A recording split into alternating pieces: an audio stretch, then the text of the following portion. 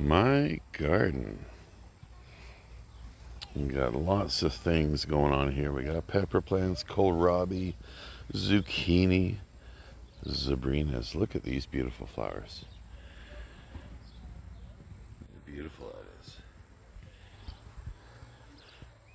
Tomato plants, marrow plants, pumpkin plants. Oh, these pumpkin plants are getting crazy. We're going to have to walk all the way around here to get to what I want to talk about today. And these are my tomatillos. They're kind of a funny looking thing here. Oh my gosh, look at the size of those. Those are huge. You know, I didn't know about tomatillos until about 4 or 5 years ago. And then I learned about them. And I learned that you can make some delicious salsa with them. When I first started growing them, I would leave them until these shells turned brown, but then I realized we didn't have to, because you can feel how big this tomatillo is, and that's about the perfect size there. It's always funny, I always think of that Kim Mitchell song, Patio Lanterns, when I'm growing these.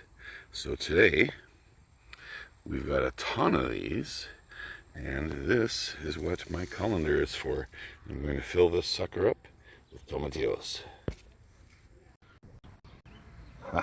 That didn't take very long to fill that colander up with tomatillos.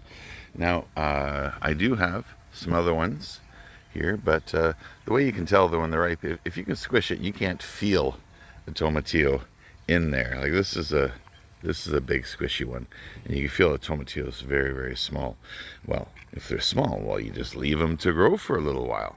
But I've got, yeah, that one's a little too small. And that way you kind of spread out your harvesting over a bit of time. Only a few will be ripe at each time. So I'm going to go to my front tomatillo, finish loading this up, and then I'll show you what to do with them. As you can see, the shell comes off very easily. Oh, did you see that? Where did they go? Got a couple of earwigs.